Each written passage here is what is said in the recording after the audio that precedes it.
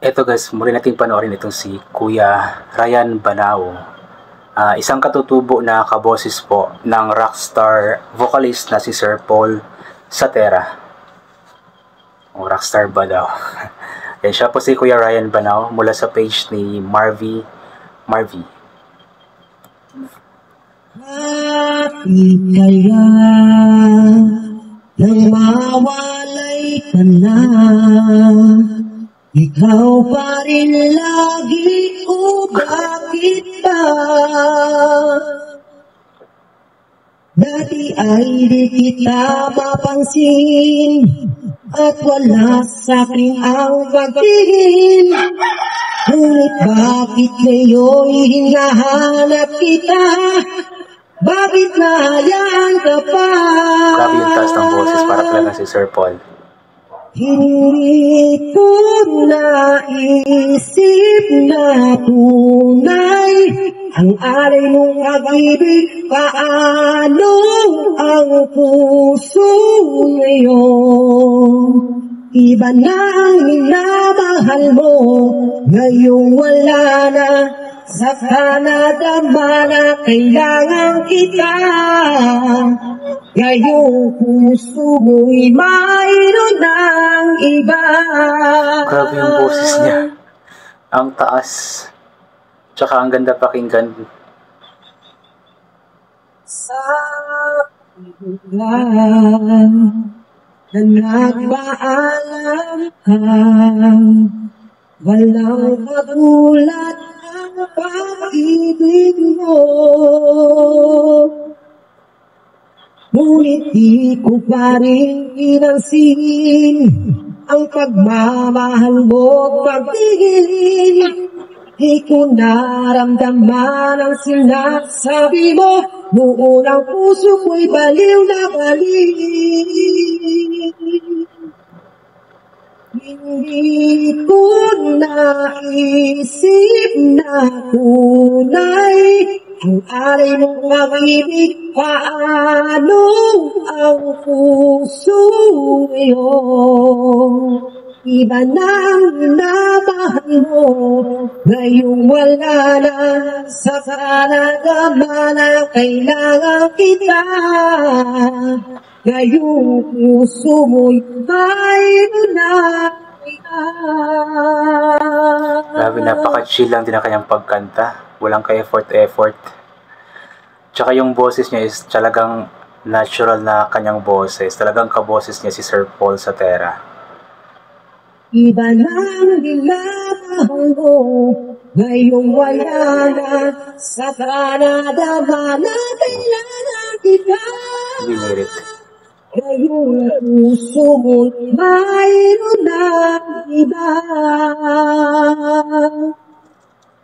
Natunay ang alay mong pag-ibig. Paano ang puso ngayon?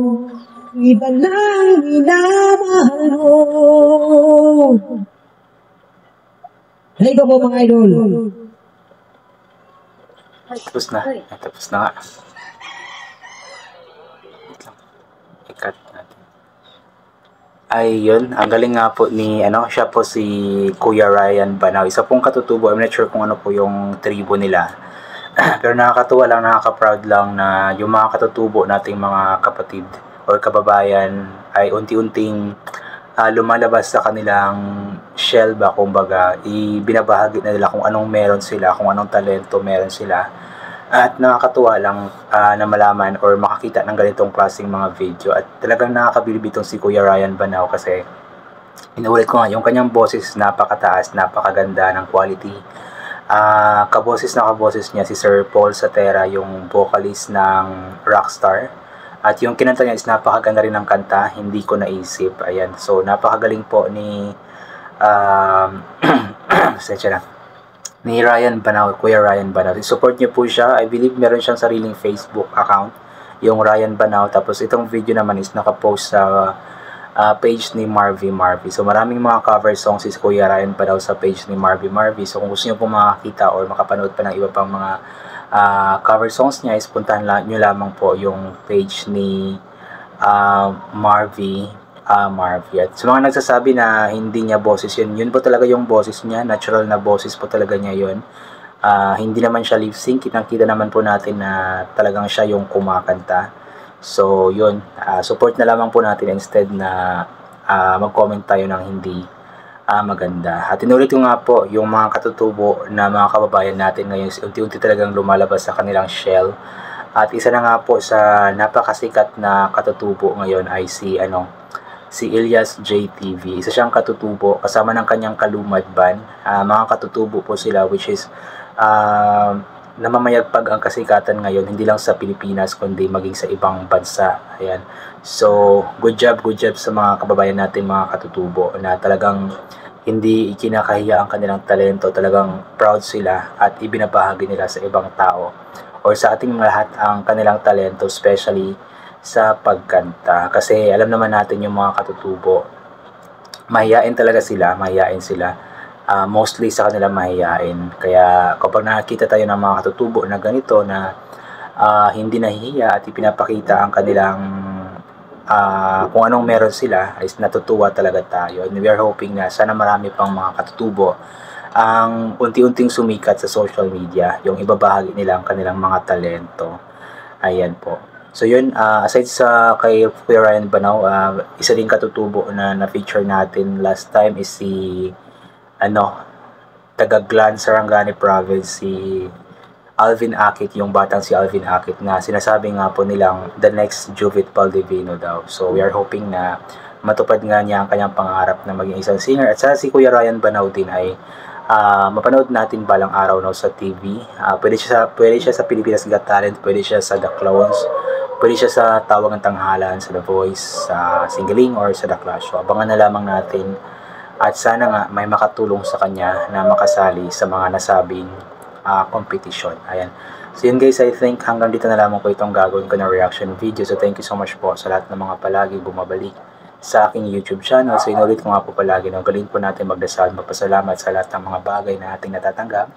Kahit na hindi po natin ito hinihingi, kasi nga po lahat ng mga bagay na meron tayo ay kaloob sa atin ng ating Panginoon, at wala ang mga bagay na ito kung hindi dahil sa Kanya. Ay, ito guys, ang sakit kasi ng kilikili ko, may pigsa. Ayan. So yan, ugalin po nating magdala ng payong or sombrero, kapote, anytime na lalabas po tayo. Every time pala lalabas po tayo. Sa ganun, kapag umulan bigla, hindi po tayo mababasa ng ulan. At kapag mainit naman, ay hindi tayo masisikatan ng napakainit na sikat ng araw. And always take vitamin C para mabuhos ang ating immune system at hindi po tayo natatamaan agad-agad ng kung ano namang mga sakit-sakit. So once again, hanggang dito na lamang po. God bless and bye for now po.